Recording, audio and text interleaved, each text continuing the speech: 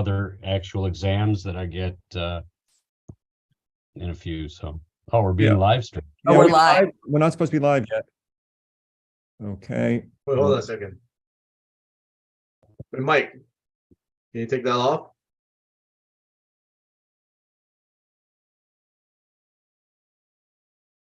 Let's just all go on mute.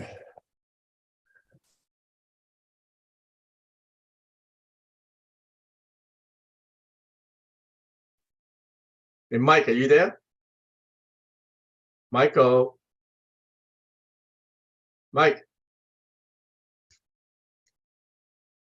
Hey, Mike? How come the recording started?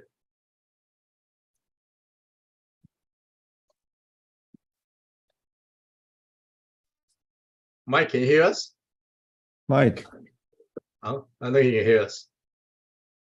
can My you, sound isn't working. I can't hear anything. I don't know if anyone can hear me. now we can. But it started recording. I don't think you hear us. We have 4 now. Heidi's here. All right. Hi, Heidi.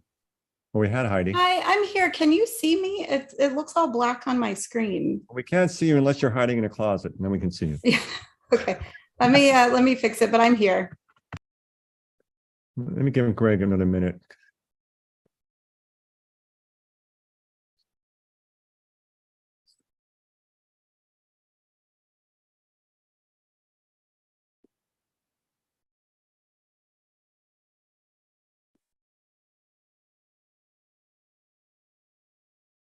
Barbara, how you feeling? I feel fine. I know I still sound sick, You but I sound really more- do I know. feel fine. One of those things where you Yeah. sound worse than you feel. Yeah. Yeah.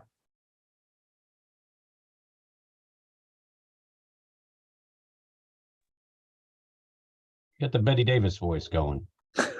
Yeah. There you go. I'm gonna give it till 7:02. All right, Heidi, we can see you there. Oh, gone.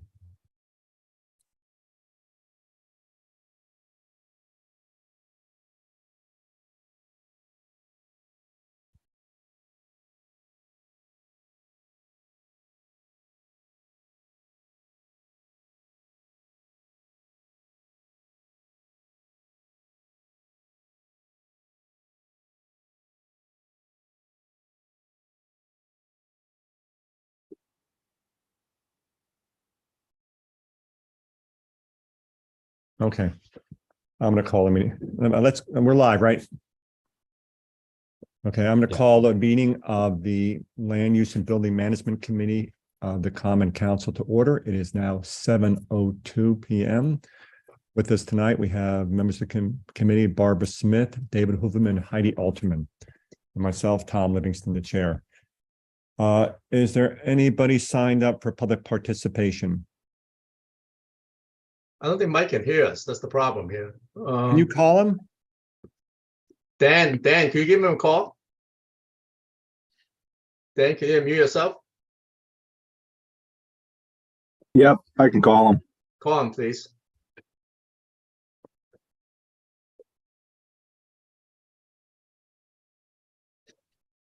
And the other meeting had technical problems too. Must be in the air tonight.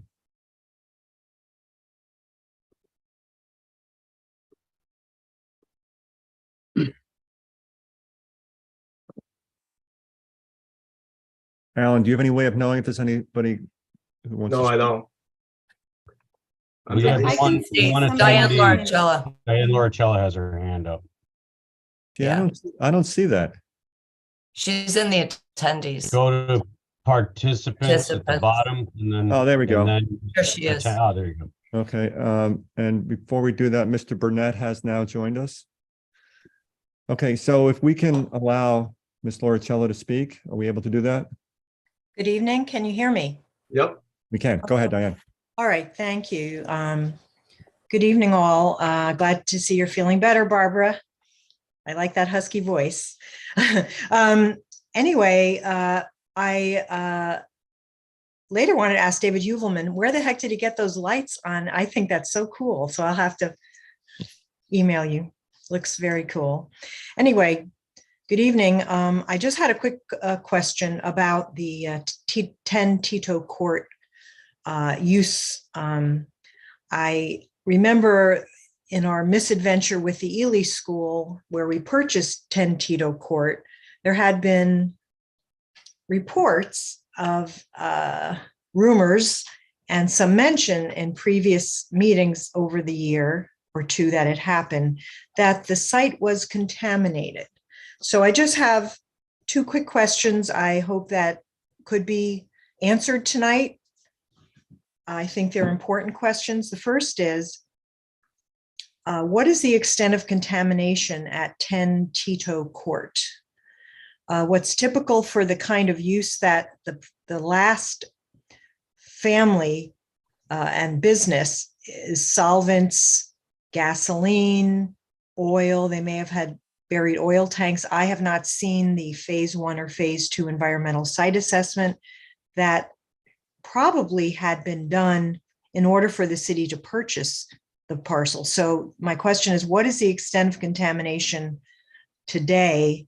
And I would like, of course, our city to have plans to remove any underground tanks because those are ticking time bombs. I am in the environmental business and I have seen this kind of thing become a problem. And of course, we don't want to burden the taxpayers with maintenance and things, contamination that can affect the bottom line. Number two is, why is the city not selling the parcel even back to the original owners? I know that had been contemplated. And third, what is the best and highest use for this land as far as how our city can use it? Is this garage extension the best and highest use? I know Miss Nicole Ayers, when she first was elected, had mentioned the possibility of a community garden, although of its contaminated soil, it would be above ground, I'm sure. So those are my three questions. What is the extent of contamination? Why are we decided not to sell the land to ease the burden of the taxpayer? And three, is this really the best and highest use that we can find for this parcel?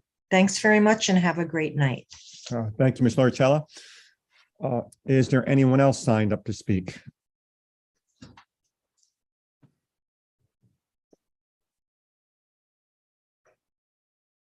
I'm seeing no one signed up. I will now close public participation and move to approval of the minutes of the meeting of November 2nd, 2022. Do I have a motion? Anyone? Mr. Hooverman, thank you. Are there any comments on the minutes as proposed? Okay, hearing none, I will call for a vote on the minutes. All in favor of the minutes as proposed? Opposed? Abstentions? Ms. Altman abstained. Mr. Burnett, are you abstaining or for? My apologies, I'm for. Okay, so we have Ms. Smith, myself, Mr. Hooverman, and Mr. Burnett for, and Ms. Altman abstains. Okay, thank you. There is no old business. We'll now move on to new business, which is the review of the Recreation and Park Department's request to use 10 Tito Court as their secondary location for a parks garage.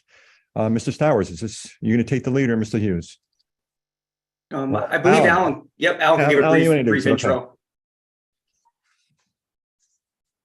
Alan? I really don't have anything to share. I think Ken is going to talk about the Recreation Parks Department's needs.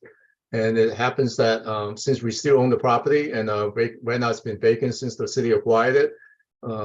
So I think we should hear from Ken first and establish the need and so that it's not like we're trying to find use for the building. It's because Parks Department has facilities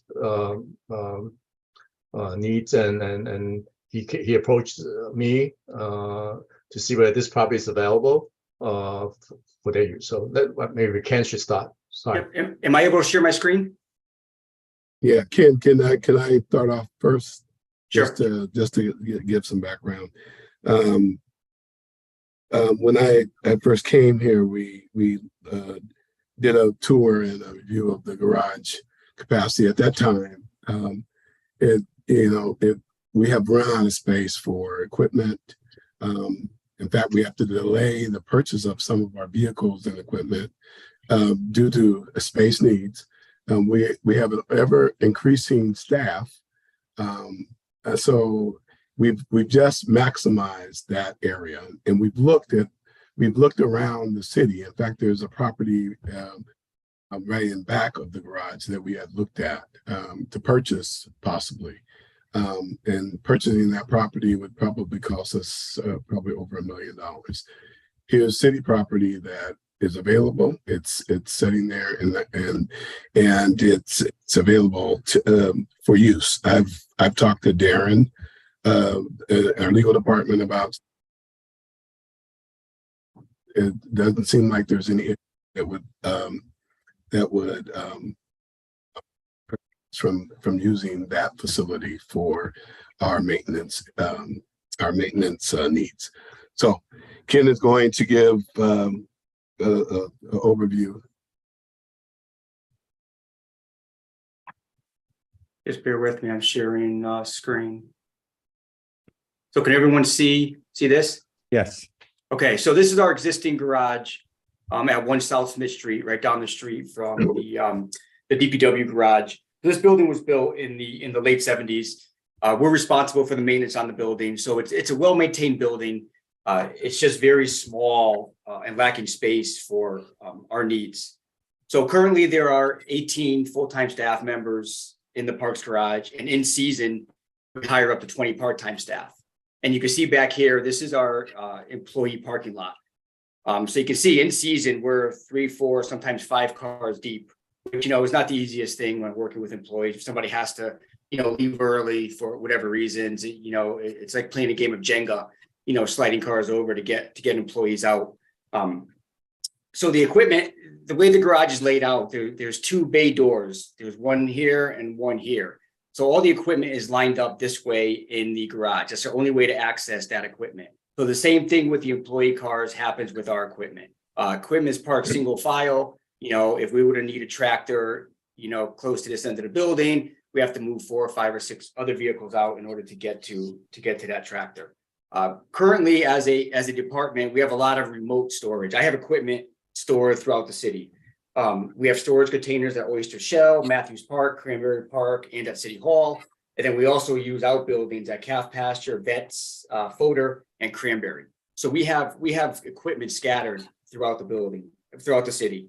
And as you can imagine, that's relatively inefficient. When we have certain tasks that might be on the other side of town, and we have to pick up, equipment, whether it be at Cranberry, Vets, or the beach. So we end up driving mowers and things, all over the city, which is not the most efficient use of labor or equipment. We currently have a carpenter shop that's in the middle of Vets Park. And then we currently have a plumbing shop that's in the basement of the mansion up at Cranberry. And with the approval of our electrician, we're now going to need a home base for our electrician to work out of. So as you can see, we're out of room. I saw this coming about 2 years ago. I've been looking for about 2 years with properties throughout the city. As Robert alluded to, this piece of property right behind us, which caught on fire twice, is currently for sale, just about $1 million. The property needs a lot of work. And as you can see, there's no parking. This is the only parking for that lot right there. So that actually won't even fit, the needs. There's a pretty steep grade change from here to here. So it's not a matter of attaching the 2 properties and using that as one property. Just about probably a year ago, I approached Alan inquiring about Tito Court. At that time, he said it wasn't available for whatever reasons. We were in a meeting, let's call it 2 weeks ago, and Robert and I mentioned again our need for space and how we're looking at the property on Red Oak Street. And then Alan, kind of pulled us aside and said, "Hey, listen, Tito Court might be a place to now look at." So I was actually happy to hear that. For those of you who haven't seen Tito Court, this right here is 10 Tito Court.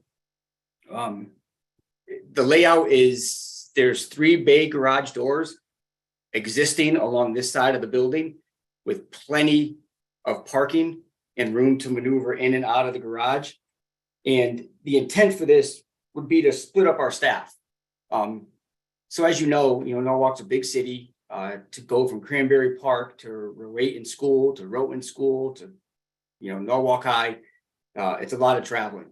And this would offer us a hub in South Norwalk.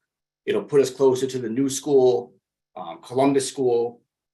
Basically put us closer to the parks that we need to maintain, in that area.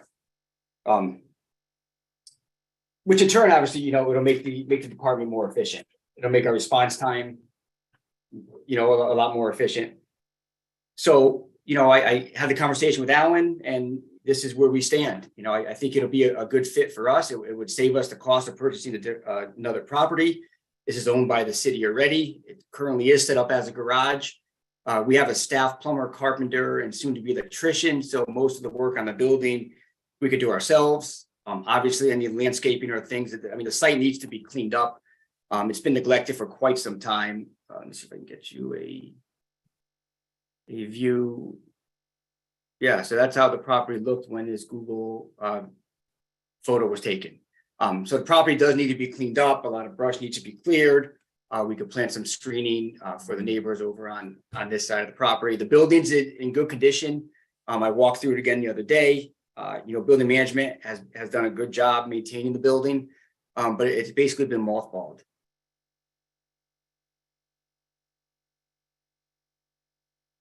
So, Oh, oh, go sorry, ahead. go ahead, Ken. No, go ahead. I was going to see if Alan wanted to chime in and Well, yeah. This picture is actually before the people have moved out. So this is back a few years ago. So you can see the previous property owners here, the containers and the trucks there. Everything is gone. We actually done an environmental report on this. It was an eminent domain process. It wasn't a friendly purchase kind of thing.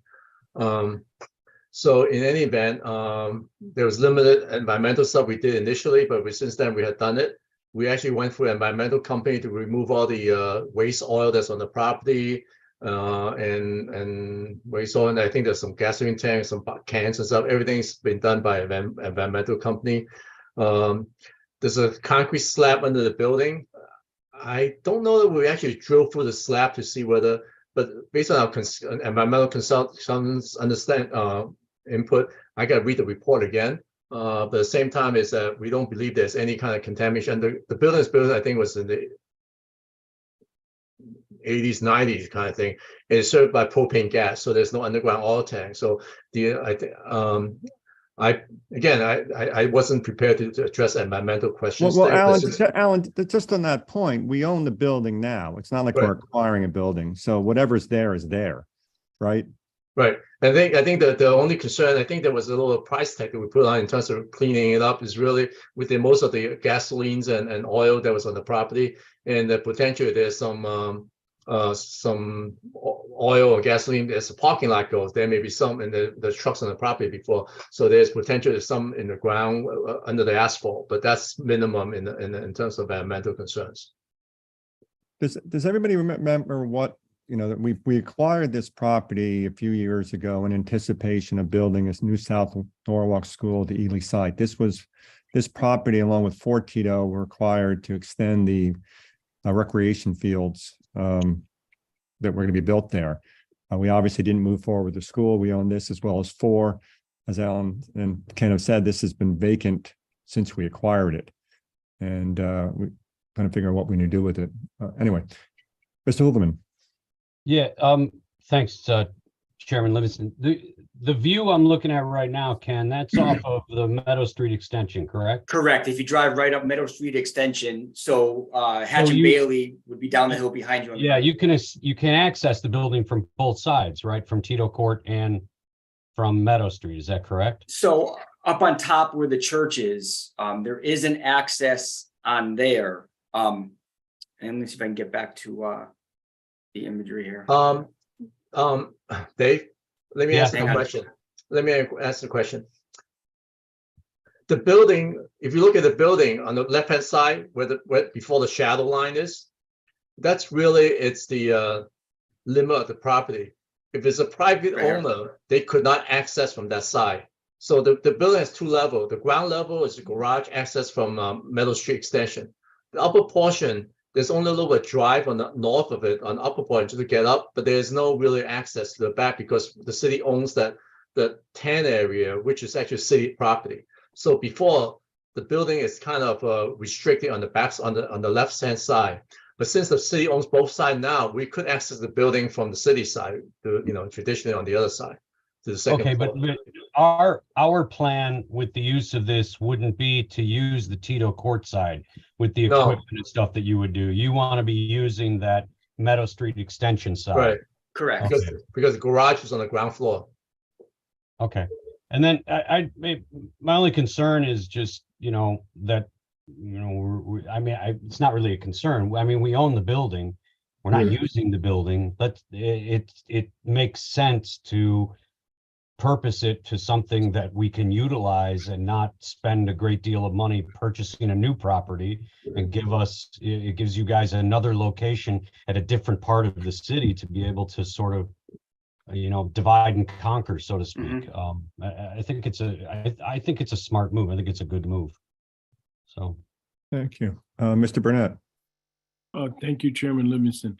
Just for clarity, so this is not a temporary solution. This is a permanent solution, correct? That's my intent, Yes. correct? Yeah. Okay.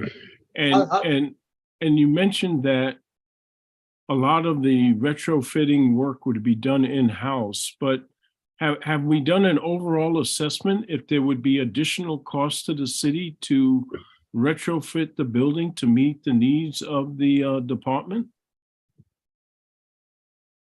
Well, we intend to do some of that assessment during this fiscal year. But we're in touring the facility. I think we can get enough done to actually occupy the building. We may have to do some things as we go along.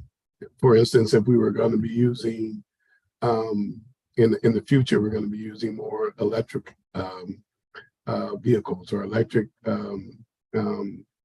lowers for charging. We'd have to retrofit. There's some things we're going to have to do, and we plan to talk about that during budget time. There is current power to the building, and there is, as Alan stated, propane. So that covers our heat. Obviously, there's water and sewer.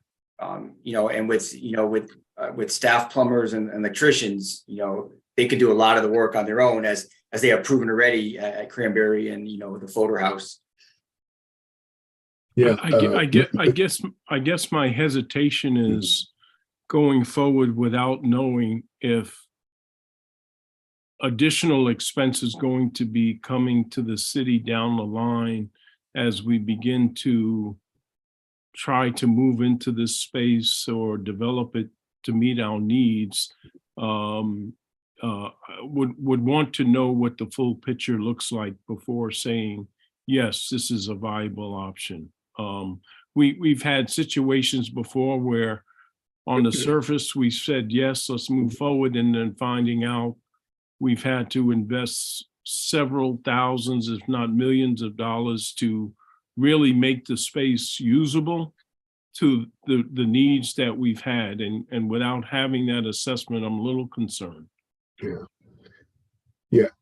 I think for our immediate space needs, equipment, vehicles, staffing to get around the city, I don't think it's going to be a huge investment for that. But as we look at other things that we want to do there, yeah, I'm not going to lie, there'll probably be some money that we will be asked. It won't be as much as going out, near as much as going out and purchasing another property and then retrofitting that property. But we are running out of space. We're growing our staff. We're asking for more staff. We're into enforcing the pesticides ordinance, which is going to demand for and a management plan that is organic. So we're going to need just in gardeners that know how to do organic land management. So we're growing and we're out of room. So just if I could just follow up. So this is a building we already own. If you guys found out that it was going to cost, say, pick a number, $1 million, Right. you could just decide not to move in, right? Or Yeah. you move out. I mean, we're not, Yeah. it's not, you're not, Yeah.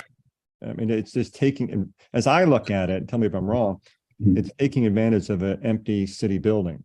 And I think we have to remember that it was a garage, so we're keeping the same use. So the garage bay doors, the mechanic bays, the layout of the building works as it is for us now. So what we would be doing are the upgrades, some paint, building a few walls, stuff that's easy for my staff to do.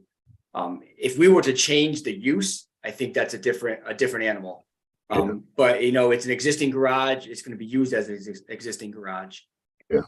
And I don't think we plan on changing the use. It'll be a crew headquarters, maintenance, a crew headquarters, and that's what we need, and that's what it would be, and that's what it is. Ms. Smith, Yeah, thanks, Tom. Yeah, I just want to clarify the types of vehicles that will be there. You're talking mowers, small trucks, perhaps, weed whackers, nothing that's going to be a major, none of the bigger trucks are going to be in this. We don't have, DPW has the bigger Yeah. trucks. We don't have Yeah, anything like okay. this. We don't have any Yeah. CDL required trucks. Right, All of right. our trucks are pickups.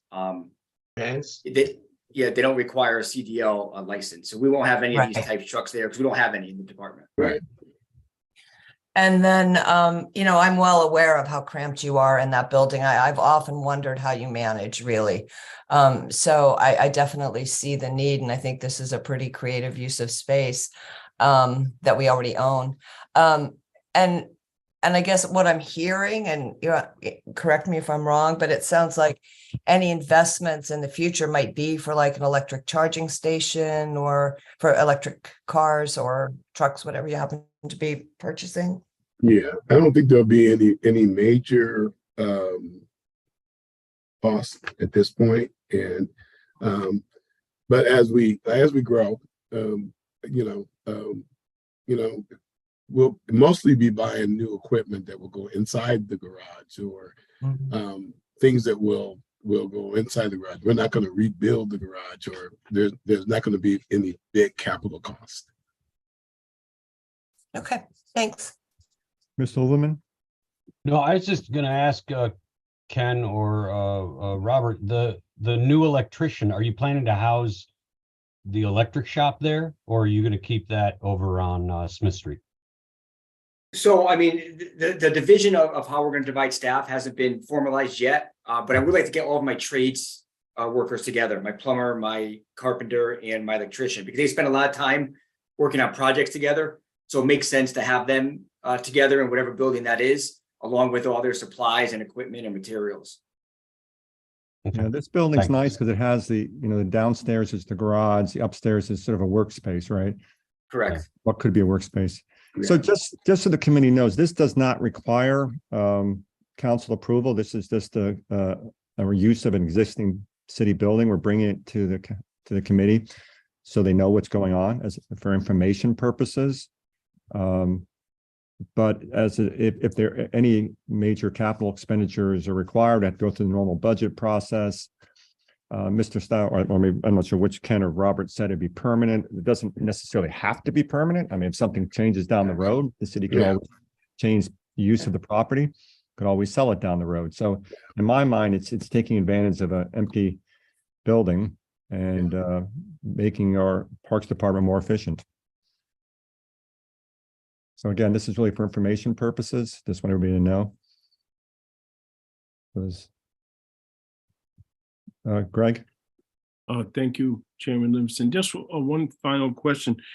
Did we, and maybe this question is to Alan, did we have plans for the building or the property, or we were, like specific plans or we were just kind of in a wait and see scenario? I'm just wondering I think this is a good use of the space. I'm just wondering if there was plans in the works in terms of an option B that, we just haven't mentioned tonight, but what was the plans for Tito Court? I assume that I mean, I assume you're not talking about why I mean, we acquired in order to build a school there, right? So since that didn't happen, we as in myself and member of this committee and previous conversation, there is no established plan for this building. The original plan when we purchased the property was tear the building down, filled it, and as part of, and then when we do the school, we're going to use it part of a field for the school itself. But at the same time, since it doesn't happen, there's no plan. We've been maintaining it for about 3-4 years now. Our maintenance, we don't really do anything. We check it twice a week, make sure no vandalism and stuff like that. We maintain minimum heat in the building so water pipe doesn't freeze. I think not to speak for on behalf of Recreation and Parks Department. I think your question, Greg, your question before is whether it's permanent, temporary. I think that's really related to, like, I believe there is some capital, even you do everything in house. There's still, like, you may buy lumbers and stuff depending on operating budget, whatever it comes out for minor stuff. But let's just say you got to buy new heating unit and things like that. Let's say you spend $20,000 or $50,000. I mean, there's a depreciated value in that. If you spend $100,000, you want to at least stay there for 5 years or something, right? So I think if there's any capital budget request that comes in to do some improvement to the building, I think that kind of dictates the life, the extent of time that you want to stay on the building, so you get your value, you cover your value investment in terms of improvement. The other thing that you will probably end up with the Parks Department would be, like any additional facility that Parks Department would have, you would probably have some operating expenses for heating and stuff, because we are keeping it to basically 55-60 degree temperature in the building. So as you move in there, you probably do more heating and stuff. So you will have utility costs that the city will have to, Recreation Park has to put into their budgets. Alan, aren't you going to still do that? Aren't you still going to cover those costs? No, once you take the building, I'm out of here. Yeah, he's out of here. He won't return your calls. Yeah, bills won't get paid.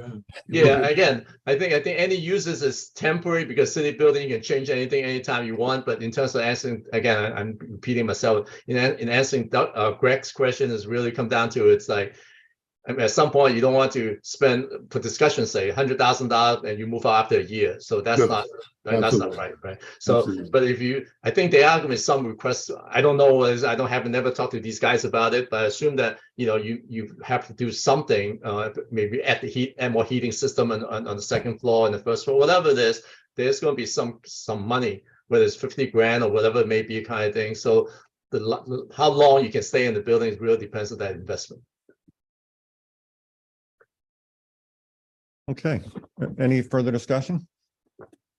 Seeing none, thanks, guys. Thanks for coming out. Thanks for thinking, broadly about Thank you this for your stuff. time. Here goes. I know I guys. do this all this time. One last thing. I'm sorry. One last thing. This will have to go through planning and zoning commission for 8-24 review. Yeah. Okay, so we will go to planning and zoning for the approval. Because at some point we're going to take out a permit and stuff like that. But even though it's the zoning, it's very hard to find industrial commercial property that's set up for maintenance garage. So this works out well in terms of adaptive use of this building. So at the same time, zoning need to approve it. Okay. Okay. All right. Thanks, Okay. guys. Have a good night. You Bye-bye. too. All right, Alan. Moving on to school construction project update. I don't know if it's you or Mike or Dan. It's Mike and Dan. Yeah, so I know Mike's having some technical difficulties, so I'll share my screen. Can everyone hear me? Yes. Okay, all right. Yeah, the computer audio wasn't working, so I connected through the phone. That seems to be working better now. So, All right, you want to just get right into the cranberry slide there, Dan? Yep. All right, so at this point, the majority of the structural steel installation is done. The steel contractor is still on site, welding various angles and doing miscellaneous pieces of steel in the building. The second floor concrete slab has been poured. That's a slab on deck. Vapor barrier is being installed on the roof of the building right now to get the roof watertight. In areas where the vapor barrier has been installed that are watertight, the MEP roughing has begun. The plumbers are on site installing waste piping at this point. If you walk around the site, they're installing all the hangers for the HVAC, ductwork, and some of those hangers have even begun to be installed on the second floor. The masonry is well underway. They have quite a staff on site. It's actually impressive how quickly that work is happening. A lot of the north stairwell is actually complete, and they've actually started to install the metal stairs in there, and exterior sheathing installation has also begun. I know at last month's meeting we had told you folks that we were going to be bringing the furniture and technology package for the building to you for your approval. That the package did need to be go out for rebid, and we're looking to get bids back on December 14th. And after we analyze those bids, we plan on bringing recommendations for approval at your January meeting. So why did it go out for rebid? A couple of the packages were not complete and from some of the bidders, so we didn't have full coverage on the entire package. And the way that these vendors operate, some of them are the representatives for some of the furniture suppliers. So we felt that in discussion with the whole team, we felt that putting it back out to rebid would gain us more favorable pricing for the city. Okay, thank you. The next slide is just some photos. The one on the left is taken from the northwest corner of the building.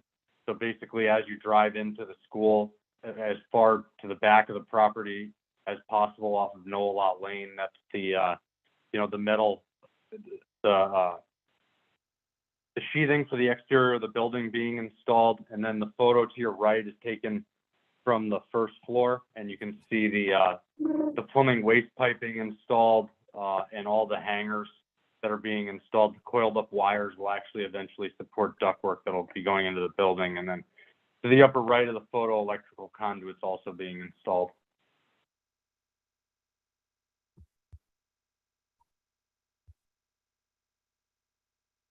Does anyone have any questions regarding the Cranberry project at all?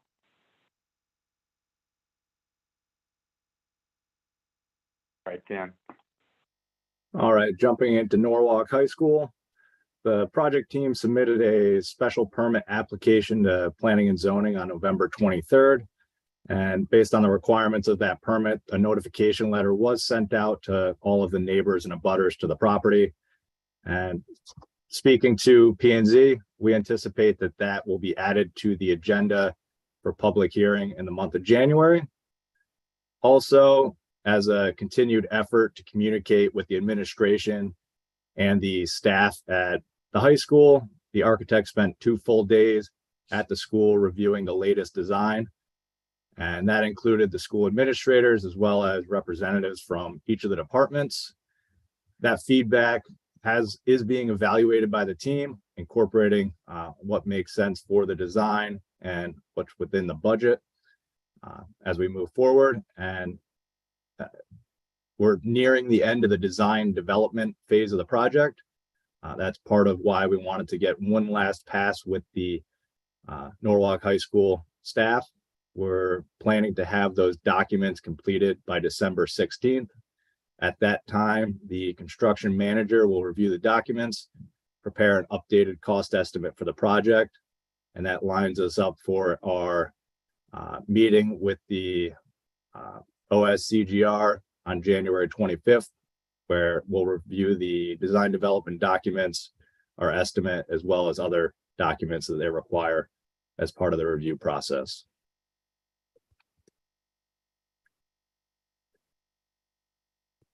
Kind of hard to see, but documents being completed in December, rolling right into the construction documents, approvals, and construction, which is anticipated to start in December of 2023. Any Norwalk High School questions before we jump into South Norwalk? Okay. South Norwalk, as you know, we submitted the grant application in June and there was kind of radio silence there. In the past month, we did get a request from OSCGR regarding some supplemental information that they were looking for. We responded to that and they confirmed that the submitted information was complete in their eyes and it appears they are moving forward with that grant application so that we should see that on the priority list at the end of this year. The project team is meeting weekly. We have OAC meetings with the owner, architect, and contractor. We discussed in the previous meetings bringing on Newfield. They are in those meetings, helping us coordinate and beginning to understand the project. Also, on November 1st, we established a programming meeting weekly where we bring in different Board of Education staff, whether that's general education, special education, physical education, art, and all the different disciplines that will make up the new South Norwalk School. So we're meeting, those meetings with different members of the Board of Ed staff are scheduled through December 20th, which aligns with the last note here. Our schematic design phase of the project is going through into early January when those documents will be available. So those meetings allow us to fine tune the initial schematic design of the project. And just a note here, we do have our first community outreach event planned for December 8th. That's tomorrow from 6 to 7 at 46 Concord Street. This is there'll be a presentation as well as some community activities and engaging the community that attends that event in conversation, focusing on big ideas for the project. Some of the themes for that are site opportunities and other design possibilities for the new building.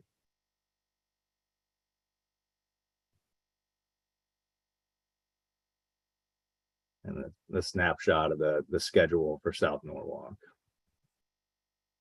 Are there any questions on the South Norwalk project? In summary, I just want to add one other thing is that we have I have authorized the preparation a school construction website working with the city side as well as Board of Ed. The site is going to be hosted by Board of Ed, Board of Education in the future, but it's intended to develop a website so we can put all like projects such as Cranberry and all high school and South Norwalk schools onto the website so that the public have access to information. So whatever the latest design drawings and places for them to comment and stuff like that. So that is part of our method to outreach to the community. So it's being worked on right now, and it's probably takes us about a month to 6 weeks to put it together. I know that the city and the Board of Education are both looking to upgrade our own websites, but I think that's one of the reasons why this is being developed separately and will be linked to those websites. So that we're trying to do a graphic to correspond to the Board of Ed graphics and stuff like that. So we are conscious of all the intricacy regarding how this separate website versus a Board of Ed website and things like that. So I think this would be very helpful to the community. Yeah, I think that's a great information vehicle for the community. And this outreach program that we're having tomorrow night, there's 2 more meetings after that. So our plan is for 3 outreach meetings. We also have the building advisory committee set up, and we have one meeting so far, and we have not scheduled the next one. So I think after the first one, maybe potential second one, and when we have some design concept that will come up, then we will engage the building advisory committee again at that point. All right, thanks. Okay, is that it on that? Yes. Okay, any questions on school construction? Okay, before we just end, I just want Barbara just mentioned a technical correction we didn't make on the minutes, which has to do with in the other category, it lists Miss Lauricella as a other participant when she's really a member of the public, so we just need to delete her name there. Unless there's any objection, we'll just ask you to do that, Alan. No. Okay. Anything else, Alan, or members of the committee? I was told not to say anything before, but to begin the meeting, so. Well, you're doing a great job, Alan. We can say it's time to go home, but we're all home, right? Yeah. Okay, well, now I'll call for a motion. Anyone? Ms. Motion Smith, to adjourn. motion makes a motion to adjourn. All in favor?